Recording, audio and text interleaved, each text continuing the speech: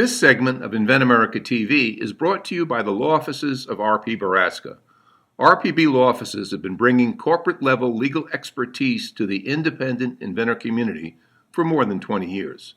For all your inventing legal needs, trust rpblawoffices.com. Welcome back. This is the InventAmerica show here on InventAmerica Radio on the King Broadcasting Network. I'm the Cajun contractor, Michael King, along with the inventor lady herself, Miss Rita Crompton. I want to welcome all of you. I want to welcome our audience from Home Talk USA that's now tuning in to the InventAmerica show where America invents.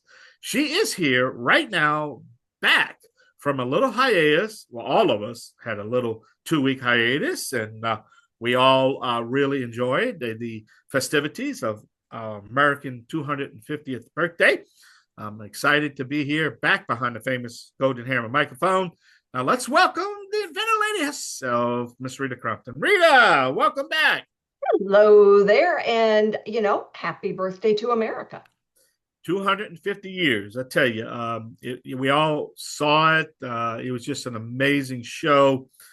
And what's amazing that I was watching was, the pageantry was there, the entertainment was there, the fireworks. That fireworks display was just beyond anything you can even comprehend and watch. But what was amazing to me is that we had some wars, and to have these great American soldiers like the gentleman, the private, the corporal, that was 107 years old, that actually stormed the beaches of Normandy there on stage.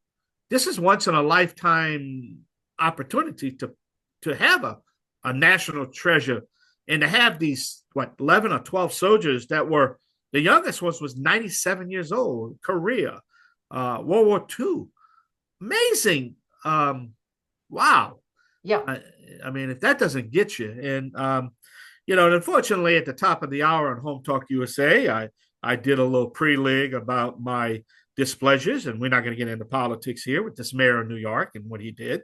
It was horrible, but hey, you can read my comments, and people like commenting on it right now and said, hey, somebody has to stand up for America, because the same freedoms that we have that allowed me and you to get on the air, because I guarantee if you was in Russia and China, we wouldn't be on the air right now. The government would be telling us what to say, but we get to educate and talk to Americans and to enjoy the freedoms, the blanket that these soldiers actually gave us. You know what I mean? Oh, absolutely. And, there's so much about our story, that allows, the inventors. And the thing that we're fighting now is, our system allowing other countries to steal our intellectual property. That just, oh man, that gets me burning and going like crazy. So, when we're looking out for the American inventor, that, we look at little ideas that become world changing ideas. Yeah. It's amazing. And we go from, the Wright brothers jumping off a cliff and learning how to fly to outer space, wow, landing on the moon. Yeah. And it was amazing. What was also amazing on that stage, I forgot what was his name, but he actually was the last astronaut actually to walk on the moon. He was on the stage with Trump and everything. And for all these conspiracists that tells us that we never walked on the moon, that was just Hollywood, and it never happened. Still today, you got people that don't believe that we walked on the moon, and have the astronaut sitting right on stage that actually walked on the moon. Think about it. What these crazy people are doing to destroy the accomplishments of America and what we did. And then they read out all the technology. You just started all the technology that America invented for the rest of the world. Oh yeah. It couldn't have been done unless you was in a capitalistic society. Oh, that absolutely. ain't gonna happen. Those guys, in sneakers and cutoffs in a garage that came up with some of these little tech chips. Okay, that would not have happened in another country. Yeah. We'd be still talking on the old landlines instead of being able to go out there with all of our cool technology, or somebody else would have it and Yeah. control it and us. So no, America stands determined, all right, to innovate and to protect the little inventor in that process. Yeah. And I tell you, I want to mention this to you. I think in a future show when we take off, when we do the best of, I'm going to pull some of my old archive shows of about 15, 20 years ago on what you just said when I warned, the corporate society, what are you doing? Why are you shipping our technology overseas to China? I mean, I rant. I mean, 25 years ago, I remember some of the ranting I did and warned and try to get the American companies to understand what they were doing to allow China to steal our technology. What else you think was going to happen? Give them our technology because you're trying to save a few bucks. You know what I mean? It just didn't sit right with me. Yep. No, you're absolutely right. And the way it was just, it was all about the money at that point, and corporate money, and shareholder money, and everybody wanted more money. And you know what? Life isn't about the money. A very wise man taught me the secret in life is to not be too greedy. And you know what? When you start getting too greedy, you lose. In the long run, you lose. Well, a smart man also told me a long time ago, he says, if you take money out of the equation and you become the very best of what you do, and you provide a service, a want, a need, the money is going to follow. See, the money is at the end. It's going to follow. You don't have to do anything for it, because all you have to do is come up with something that the American consumer wants. And that's what we do on this show. We are so blessed, me and you, to sit and talk to the Bill Bowmans of the world and all these other characters. I'm not calling them characters because I'm degrading them, but I'm telling them, they come in and they tell their story. But we are the benefactors of these stories because they are what keep this country going. No matter how small or how the piece that a puzzle they provide, it really don't matter. Yeah, the funny thing is, though, is that most of those inventors I deal with, they are quite the characters. And they had better be if they're going to get through that fight and still be walking, because it's a long, hard battle. And not only do they have a ton of character, all of them, but they can be quite the character as well. Yeah, I think they should have two questions on their tests. First, are you an introvert or an extrovert? And if they check out introvert, then I don't think you're going to be in business too much. And nothing against the introverts out there, because these are very highly intelligent people. But the extroverts are what make the world going around. They have the vision. They outspoken. The extroverts. You know what I mean? So, oh yeah. Are you an introvert or extrovert? Let me know, man. I'm gonna make it very easy, very hard for you. Rita. Oh, absolutely. It's fun because I'll get somebody that's got a really cool product, a little bit more on the introvert side. They said, "Oh, I can't do an interview." It's like, yes, you can. It is a phone conversation, and you're doing very well right now. It's like, wow. Okay, and they do just fine. But we've got to just move the conversation along. Well, tell us about Bill Bowman. He's coming up shortly. A little bit about what we're going to expect from him. Well, Bill is new in the process. He has got a product that is patent pending. We'll have him tell you about it. And we've talked to Bill about that industry that he's in. It's like when we've got multiple products in the same industry, it's easier to go shopping for them. So he's just getting it out there. He's excited about it. He gets, folks lined up and looking at it, and they're thinking, holy cow, this is pretty cool. So, it's wonderful to see somebody that's got a product that can make a real difference in an industry. Wow. Well, I'll tell you what, we're going to have to take a short break. When we come back, we're going to have our first guest, Mr. Bill Bowman. Don't forget, at the top of the third hour, if you stay with us right here on the InventAmerica show, we're going to have the Made in America Hour. Which is part of the Home Talk USA family. Don't forget, if you have a guest or a topic you would like us to discuss, just drop me an email at michaelking1350@yahoo.com. Tell me a little bit about your topic, and if it meets our criteria, we will go out and find the very best person in that technology. And if we can't find that person, then what we're going to do is we're just going to go find the inventor to find that person. You saw how I got out of that, right, Rita? All right, I we saw take a short that, break. yeah. Yeah. All right, we take a short break. We'll be right back. Invent America show. Yeah, y'all come back now. You hear? This segment of Invent America TV is brought to you by SearchQuest Patent Search. SearchQuest provides for a comprehensive patent search that searches the entire world and not just the U.S. Patent Office. Make sure that before you spend those big bucks having a patent written, you've done your due diligence by getting a comprehensive patent search. Use SearchQuestPatents.com for all your patent search needs. They scour the world for you. Welcome back, America. This is the Invent America show because America invents. I'm your host, the Cajun contractor, Michael King, along with the inventor lady herself, Miss Rita Crompton. So my guest is Bill Bowman. Bill, thanks for being with us today. Thank you for having me. So tell everybody what you invented, what industry you're in. Give us a ballpark idea. I invented a baseball bat force sensor, and it goes on the barrel of the bat. It's pretty simple.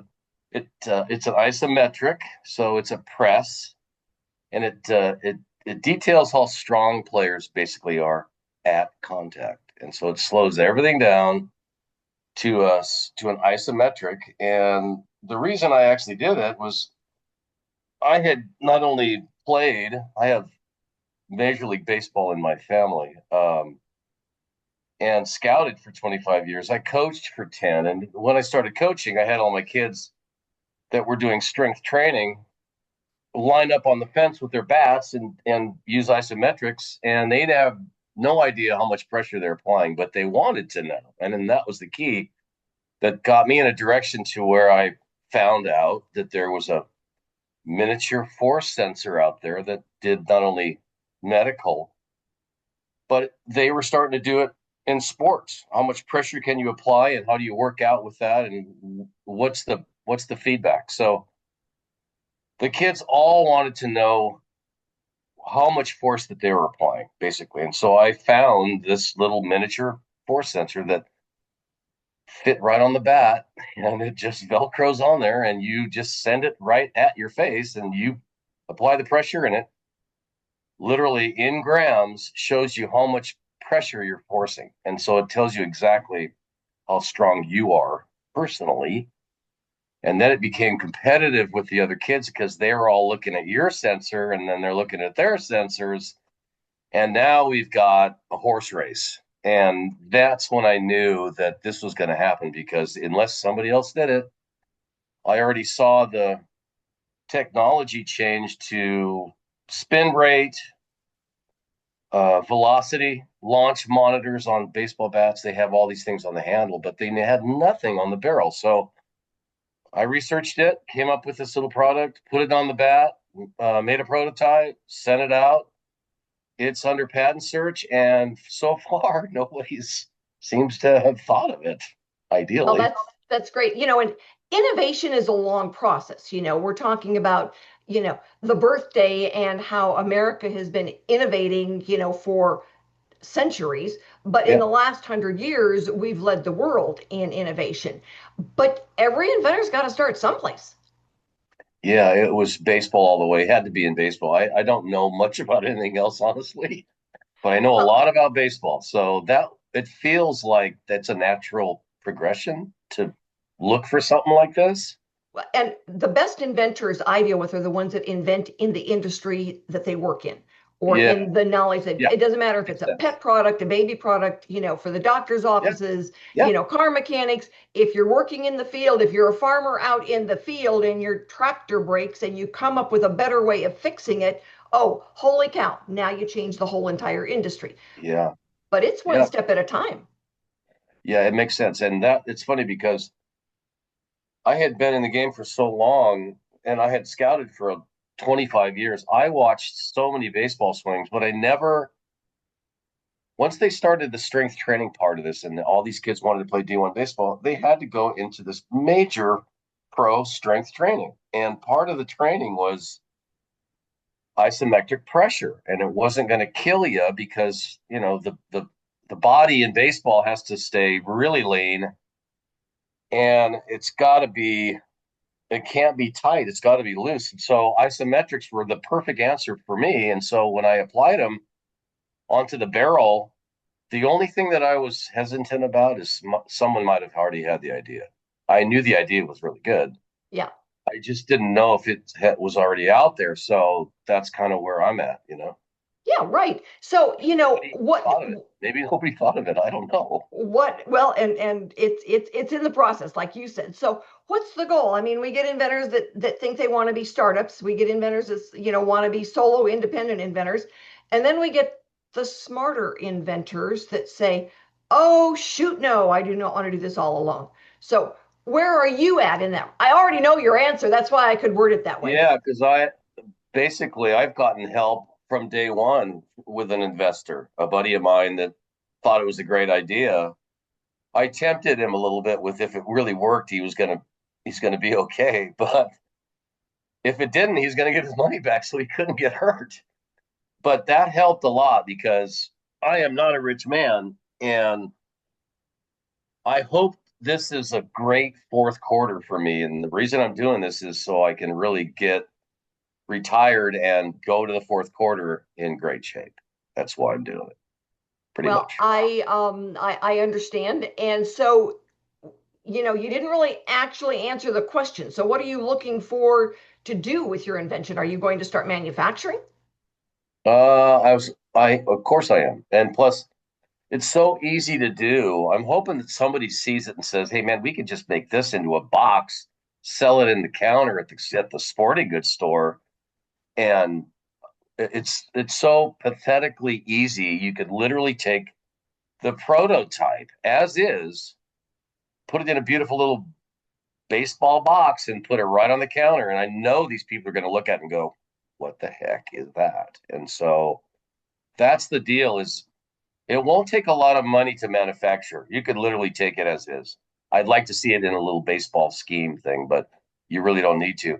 I can definitely use it as is, stick it on a baseball bat and be done with it. But that's the beauty of it, is if I manufacture it or have it manufactured, they won't have to do much to it. They can just, tweak it a little bit and make it look like a baseball thing. I don't know. And that's kind of the selling point. That's the marketing point. All right.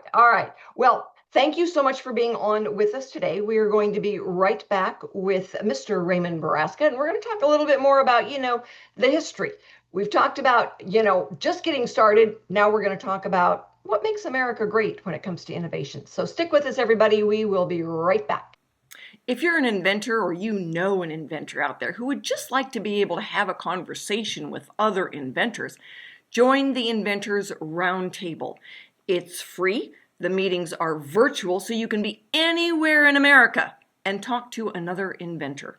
And for a lot of folks out there, understanding the process, being able to ask questions, getting good service provider information is critical to the inventing process. So, got questions? Want to join?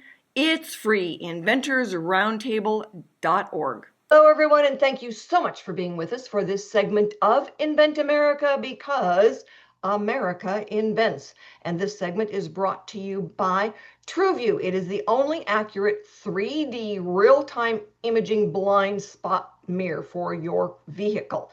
It's easy to install, easy to use, and for the first time, you will actually know that vehicle coming up beside you, where it is, what it is, and how large it is. You can get your TrueView at cargocatch.com. So my guest right now is Mr. Raymond Burrasca.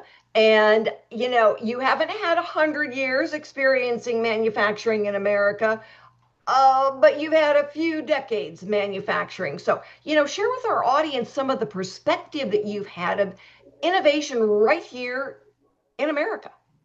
Well, one of the things that I just heard as you were speaking was one of the things that we innovated, which was the railroad. What people don't understand is that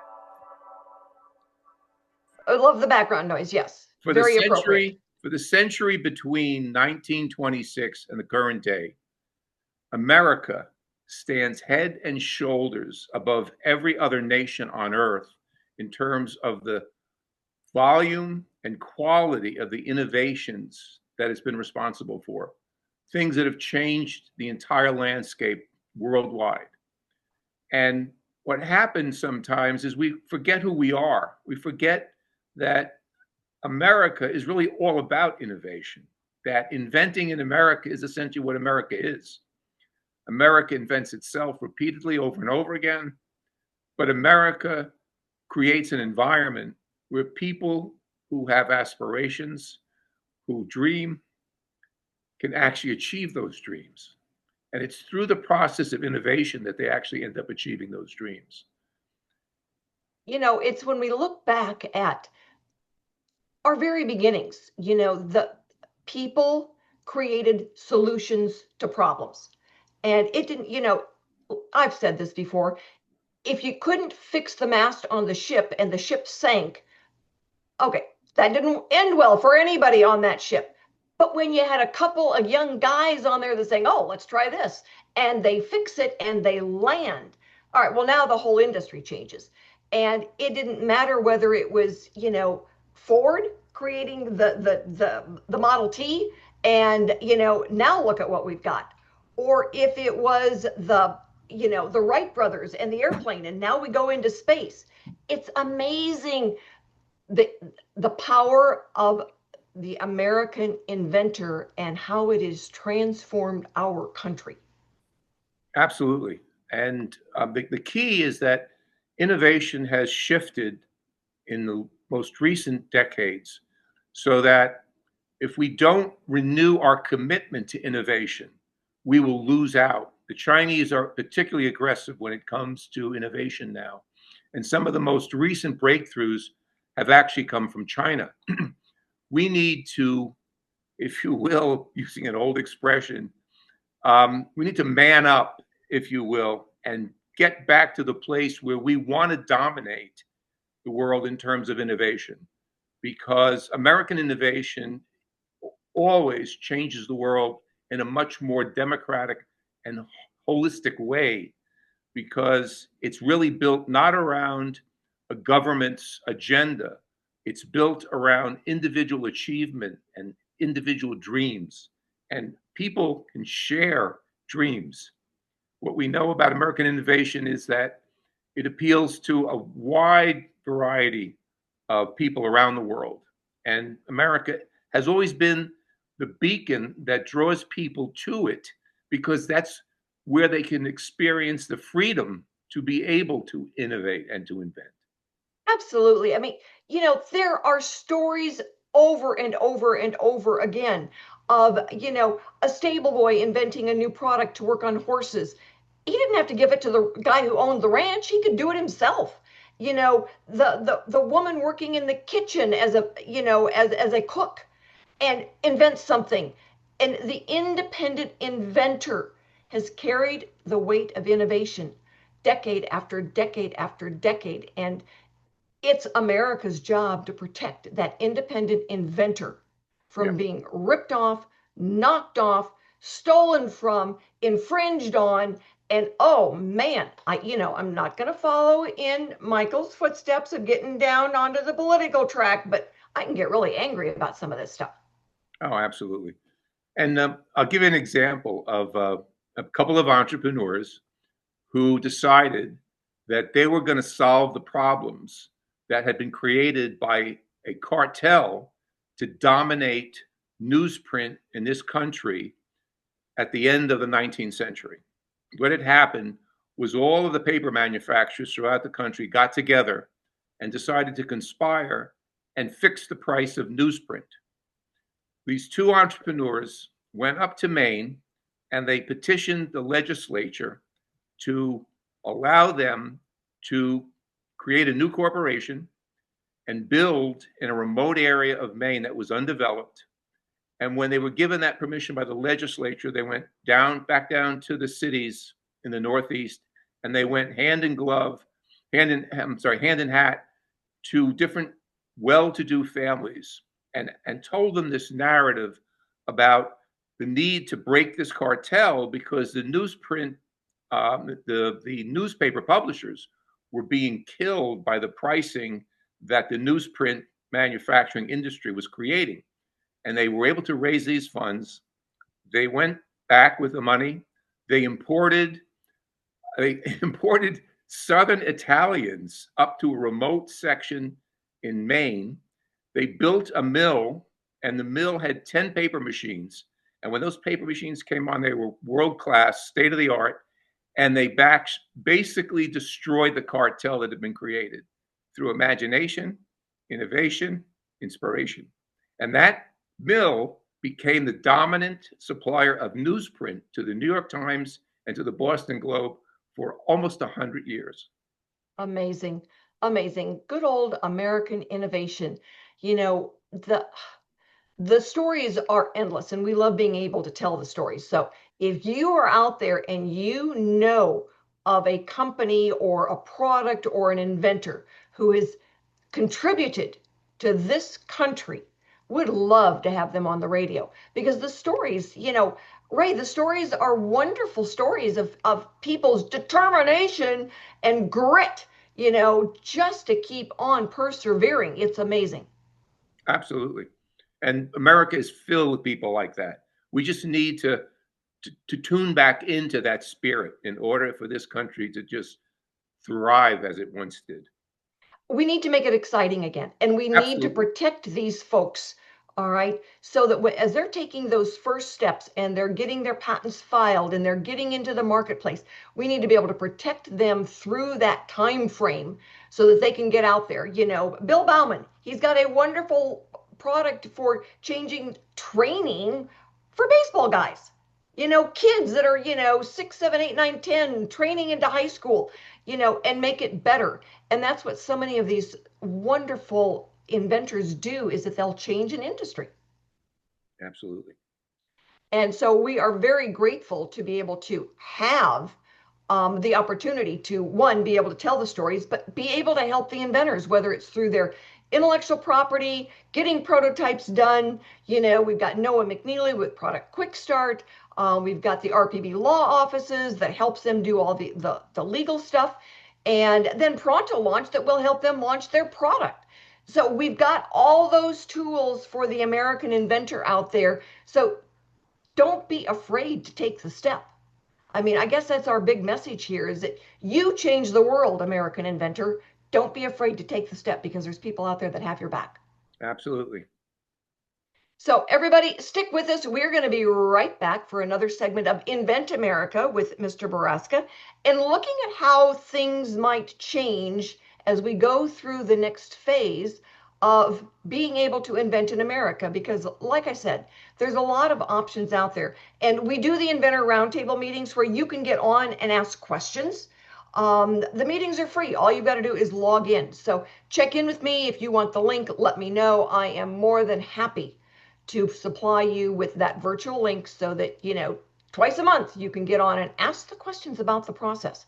And we do have experts there to be able to answer for you.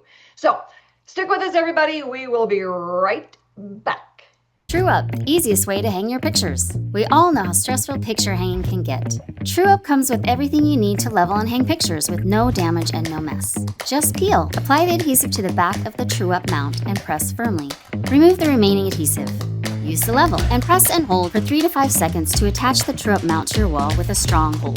The TrueUp frame adapter is compatible with most frames on the market. Apply the adhesive strip to the adapter, stick, and your frame hangs easily on the wall mount. This lets you adjust your picture side to side for perfect placement every time. The possibilities are limitless, and it's easy on your walls. Picture hanging can be truly a one-person job. TrueUp, the future of hanging is here. Hello, everyone, and thank you so much for being with us for this segment of Invent America, because America invents. And my guest for this segment is Ray Burrasca. We're talking about, you know, the history of innovation, but more importantly, the future of innovation. So, Ray, how do you see things changing, good and bad? Okay. One of the most important things we can do for our inventors is to make sure that there is a level playing field when it comes to competing against interests that are stronger, bigger, and have more resources.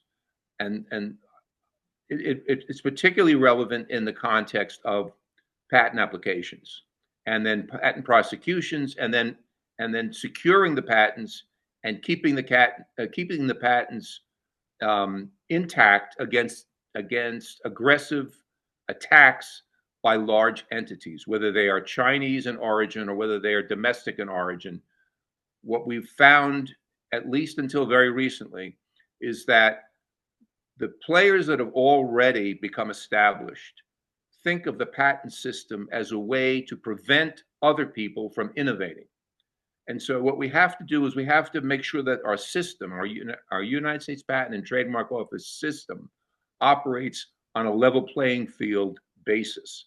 So, for instance, the current director, and like it or not, he was appointed by Trump, is absolutely sensational. His agenda is to basically dismantle as much of the USPTO bureaucracy and infrastructure as he possibly can, to the extent that that bureaucracy and infrastructure impedes the ability of solo independent inventors to actually end up with protectable intellectual property. Okay? Yeah, it's not fair when a big company can look at a little guy and say, "Whoa, that is a really cool idea," and then take it. That is not the way that we were wired to begin with. It is not. The USPTO is supposed to be protecting innovation, not allowing someone else to devour it. That's exactly right. And so that's where we need to put a lot of our energy, is making sure that our USPTO agency operates on a level playing field basis, that they don't tilt in favor of large corporations, because large corporations that are already established view independent inventors as the enemy. In fact, they love to label them patent trolls, which is completely and totally unfair. A patent troll is someone who goes around and aggregates other people's patents into a single portfolio and then uses that to basically shut down innovation. That's not what these solo independent inventors are doing. What happens, though, is because the system until very recently has been tilted in favor of these large organizations, and the people within the USPTO have tried to curry favor with these large organizations.